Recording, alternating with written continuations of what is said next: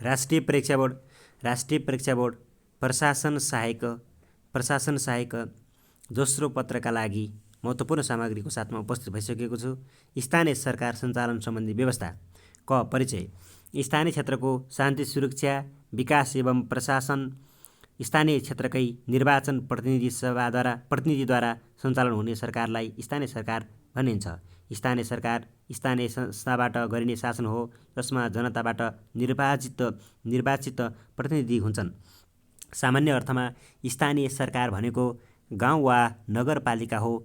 विस्तृत अर्थमा स्थानीय सरकार भनेको गाउँ र नगरसभा, गाउँ र नगर कार्यपालिका, स्थानीय न्यायिक समिति, जिल्ला समन्वय समिति, स्थानीय तहका वडा कार्यालयहरू तथा सेवा कार्यालयहरू समेत पर्दछन्। स्थानीय सरकार भन्नाले स्थान विशेषको सरकारलाई जनाउँछ। स्थानीय सरकार भनेको स्थानीय जनताको सहमति अनुकूल प्रजातान्त्रिक शासन व्यवस्थापनको कार्यप्रणाली हो। स्थानीय स्तरमा गठन हुने जनप्रतिनिधिमूलक संस्थाहरूलाई स्थानीय सरकार भनिन्छ। स्थानीय सरकार शासनको तल्लो तहमा सञ्चालन हुने राजनीतिक एकाइ हो। यसले जनताको निकटमा रहेर कार्य गर्दछ। यसलाई स्थानीय स्वायत्त शासन प्रणाली पनि भनिन्छ। स्थानीय सरकार निश्चित भौगोलिक क्षेत्रभित्र सञ्चालन हुने र स्थानीय जनताको प्रत्यक्ष सहभागितामा रहने शासन हो। केन्द्रीय सरकारको सामान्य नियन्त्रण र निर्देशन भए पनि तोकिएको विषयमा आफ्नो क्षेत्रभित्र स्थानीय सरकारको पूर्ण अधिकार र उत्तरदायित्व हुने गर्दछ। केन्द्रीय सरकारले समग्र देश र स्थानीय सरकारबीच समन्वय र नियन्त्रण गर्दछ भने स्थानीय सरकारले आफ्नो क्षेत्रभित्र समन्वय र नियन्त्रण गर्दछ। त्यसैगरी केन्द्रीय सरकारले समग्र देश र स्थानीय सरकारबीच समन्वय र नियन्त्रण गर्दछ भने स्थानीय सरकारले आफ्नो क्षेत्रभित्र समन्वय र नियन्त्रण गर्दछ। एउटा देशमा केन्द्रीय सरकार एउटा मात्र हुन्छ भने स्थानीय सरकार एकभन्दा बढी हुने गर्दछ। नेपालमा गाउँपालिका, नगरपालिका र प्रदेशलाई स्थानीय सरकारका रूपमा लिने गरिन्छ। त्यसैगरी ख स्थानीय सरकारका कार्यहरू। स्थानीय स्तरमा नीति तर्जुमा गर्ने, योजनाको तर्जुमा गर्ने, स्थानीय स्रोत साधन र सिपको उपयोग गर्ने, स्थानीय विकासका पूर्वाधारका अभिवृद्धि गर्ने, स्थानीय आवश्यकताको प्रबन्ध मिलाउने, केन्द्रीय सरकारसँग सम्बन्ध तथा समन्वय गर्ने, निजी तथा गैर सरकारी क्षेत्रसँग समन्वय गर्ने, अन्य कार्यहरू गर्ने आदि। त्यसैगरी गमा छ स्थानीय सरकारको आवश्यकता र महत्त्व।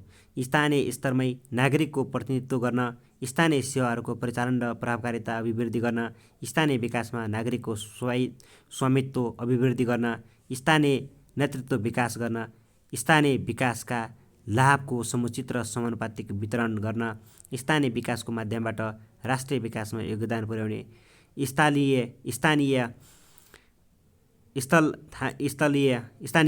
स्थानीय नागरिकको जीवनस्तरमा सुधार ल्याउन दिगो र भरपर्दो विकास प्रणाली अवलम्बन गर्न।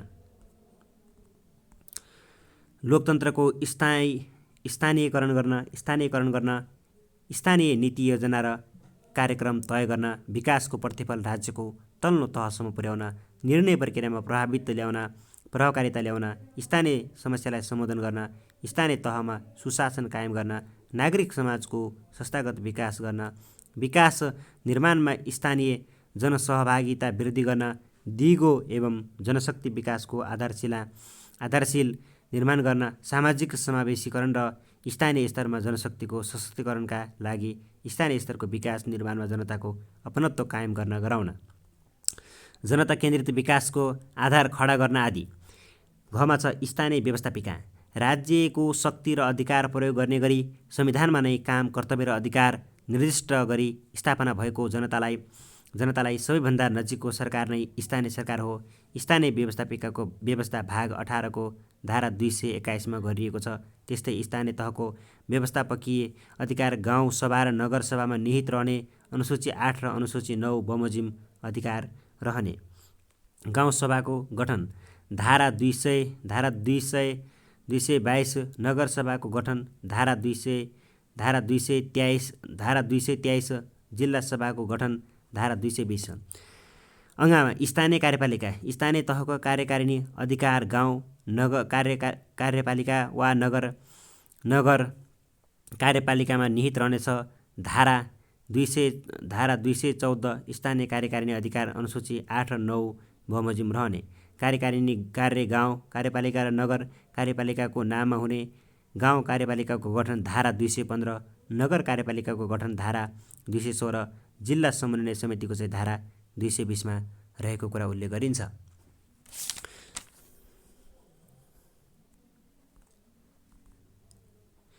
त्यसैगरी स्थानीय सरकार सञ्चालन सम्बन्धी व्यवस्था। स्थानीय सरकार सञ्चालन ऐन 2074 अनुसार नगरपालिका हुन आवश्यक पर्ने न्यूनतम व्यवस्था। स्थानीय सरकार सञ्चालन ऐन 2074 अनुसार नगरपालिका हुन आवश्यक पर्ने न्यूनतम व्यवस्थाहरू निम्न बमोजिम रहेका छन्। स्थायी बासिन्दा हिमाली जिल्लामा कम्तीमा 10,000, हिमाली जिल्लाको पहाडी क्षेत्र तथा पहाडी जिल्लामा कम्तीमा 40,000, त्यसै भित्री मधेसका जिल्लाहरूमा कम्तीमा 50,000, तराईका जिल्लाहरूमा कम्तीमा 75,000, काठमाडौँ उपत्यका भित्रका जिल्लामा कम्तीमा 1,00,000 बासिन्दा हुनुपर्ने आवश्यकता औल्याएको छ। औसत वार्षिक आन्तरिक आय पछिल्लो 5 वर्षमा हिमाली क्षेत्रको भए कम्तीमा 1 करोड हुनुपर्छ अनि अन्य जिल्लामा भए कम्तीमा 3 करोड हुनुपर्नेछ। न्यूनतम शहरी सुविधा सडक पेटी, विद्युत, खानेपानी सञ्चालन आदि पुगेको, फोहोर मैला व्यवस्थापन तथा ल्यान्डफिल साइटको उचित प्रबन्ध भएको हुनुपर्छ। त्यसैगरी कम्तीमा 25 शैय्याको अस्पताल सुविधा भएको, बैंक तथा वित्तीय संस्थाको सेवा भएको, यात्रु विश्राम स्थल तथा सार्वजनिक शौचालय सहितको बस पार्क भएको, पशुवधशाला, त्यसैगरी सवधाह स्थल भएको, नगर गृह योजना तयार भएको। त्यसैगरी खमा छ उपमहानगरपालिका हुन आवश्यक पर्ने शर्त तथा सुविधा। स्थानीय सरकार सञ्चालन ऐन 2074 बमोजिम उपमहानगरपालिका हुन निम्नलिखित शर्तहरू आवश्यक छन्। कम्तीमा 2,00,000 स्थायी बासिन्दा भएको, पछिल्लो 5 वर्षको वार्षिक औसत आन्तरिक आय कम्तीमा 25 करोड भएको, फोहोर मैला प्रशोधन तथा व्यवस्थापन प्रणाली भएको, राष्ट्रिय स्तरको रङ्गशाला, व्यायामशाला तथा कबड हल भएको, विद्युत, खानेपानी र सञ्चार सेवाको उपलब्ध भएको हुनुपर्नेछ। नगरभित्रका प्रमुख सडकहरू पक्की भएको हुनुपर्छ। त्यसैगरी आधुनिक प्रयोगका स्थल र भवनहरू अपाङ्ग मैत्री तथा भौतिक रूपमा पहुँचयोग्य भएको हुनुपर्नेछ। पर्यटकीय स्तरको होटल मोटल तथा रिसोर्ट भएको पनि हुनुपर्नेछ। त्यसैगरी गमा छ महानगरपालिका हुन आवश्यक पर्ने सेवा र शर्तहरू। स्थानीय सरकार सञ्चालन ऐन 2074 बमोजिम महानगरपालिका हुन आवश्यक पर्ने सेवा र शर्तहरू निम्नलिखित छन्। कम्तीमा 5,00,000 स्थायी बासिन्दा भएको, पछिल्लो 5 वर्षको औसत वार्षिक आन्तरिक आय कम्तीमा 1 अर्ब रुपैयाँ भएको हुनुपर्नेछ। शहरी परिवहनको सुविधा तथा अपाङ्ग मैत्री सार्वजनिक सवारी सुविधा भएको हुनुपर्छ। कुल सडक लम्बाइको कम्तीमा 75% सडकहरू पक्की भएको हुनुपर्छ। स्नातकोत्तर तहसम्मको अध्ययन संस्था भएको हुनुपर्छ। सपिङ मलहरू भएको हुनुपर्छ। अन्तर्राष्ट्रिय विमानस्थलहरूसँगको आवागमनमा सहज पहुँच भएको हुनुपर्दछ। अन्तर्राष्ट्रिय स्तरको सभाहाल व्यापार प्रदर्शनी स्थल भएको हुनुपर्नेछ। त्यसैगरी म्युजियम भएको हुनुपर्छ। प्राविधिक शिक्षालयको व्यवस्था भएको हुनुपर्छ। त्यसैगरी अन्तर्राष्ट्रिय स्तरको होटल सुविधा भएको हुनुपर्नेछ। त्यसैगरी घमा छ गाउँपालिका तथा नगरपालिकाको काम, कर्तव्य र अधिकार। नेपालको संविधान अनुसूची 8 बमोजिम गाउँपालिका र नगरपालिकाको काम, कर्तव्य र अधिकार यस प्रकार छन्। नगर प्रहरीको गठन, सञ्चालन, व्यवस्थापन र नियमन, सहकारी संस्था समिति, स्थानीय नीति कानुन मापदण्डको निर्माण, कार्यान्वयन र नियमन, 100 सम्मको एफएम रेडियोको सञ्चालन अनुमति, नवीकरण, नियमन र खारेजी, स्थानीय कर, सेवा शुल्क र दस्तुर उठाउने, स्थानीय सेवाको व्यवस्थापन गर्ने, स्थानीय तथ्याङ्क र अभिलेख सङ्कलन गर्ने, स्थानीय स्तरका विकास आयोजना तथा परियोजना सम्बन्धी नीति कानुन मापदण्ड तर्जुमा, कार्यान्वयन, अनुगमन, मूल्याङ्कन र नियमन, आधारभूत र माध्यमिक शिक्षा सम्बन्धी कार्य, नीति कानुन मापदण्ड योजनाको तर्जुमा, कार्यान्वयन तथा नियमन, स्थानीय बजार व्यवस्थापन, वातावरण संरक्षण र जैविक विविधता व्यवस्थापन सम्बन्धी काम गर्ने, गाउँसभा, नगरसभा, मेलमिलाप र मध्यम स्थताको व्यवस्थापन गर्ने, स्थानीय अभिलेख व्यवस्थापन गर्ने, जग्गा धनी दर्ता, पूर्जा वितरण गर्ने, कृषि तथा पशुपालन, कृषि उत्पादन व्यवस्थापन, पशु स्वास्थ्य सहकारी सम्बन्धी स्थानीय नीति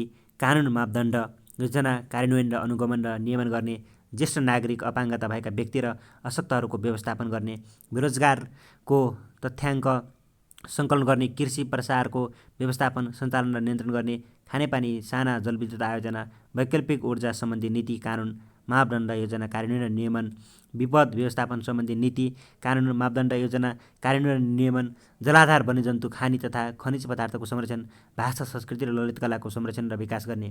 त्यसैगरी गाउँपालिका तथा नगरपालिकाले सङ्घ तथा प्रदेशसँगको सहकार्यमा प्रयोग गर्ने साझा अधिकार संविधानको अनुसूची 9 मा उल्लेख भए बमोजिम हुने व्यवस्था रहेको छ। त्यसै गरी अङ्गामा छ स्थानीय तहले योजना बनाउँदा प्राथमिकता दिनुपर्ने विषय उल्लेख।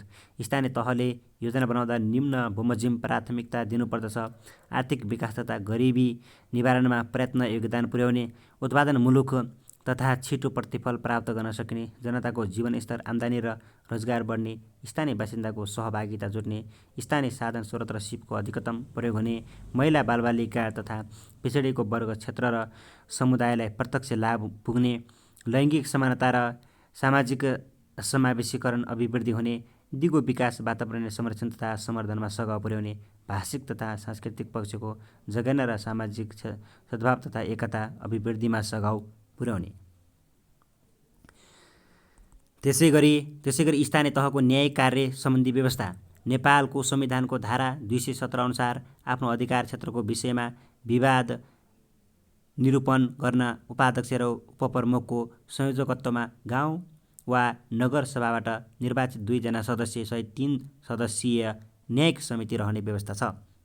न्यायिक समितिको अधिकार क्षेत्र: विवादको निरूपण गर्ने अधिकार, आलीधुर बाँध, पैनी, कुलो र पानीघाटको बाँडफाँड तथा उपयोग, अर्कोको बाली नोक्सानी गरेको, चरण घाँस दाउरा, ज्याला मजदुरी नपाएको, घरपालुवा पशुपक्षी हराएको पाएको, ज्येष्ठ नागरिकलाई पालन पोषण र हेरचाह नगरेको, परिवारका सदस्यलाई इज्जत आमद अनुसार खाना लाउन, शिक्षा दिन, शिक्षा दीक्षा नदिएको, वार्षिक 25 लाख बिघो भएको घर बहाल सुविधा, अरूलाई असर पर्ने गरी रुख बिरुवा लगाएको, अर्काको जग्गा वा सार्वजनिक बाटोमा पानी झारेको, सदियारको जग्गातर्फ झ्याल राख्दा विधि अनुसार जग्गा नछोडेको, पहिलेदेखि नै उपयोग गरेको विषयमा अपरोध गरेको जस्तै वस्तुभाव निकाल्ने निकास।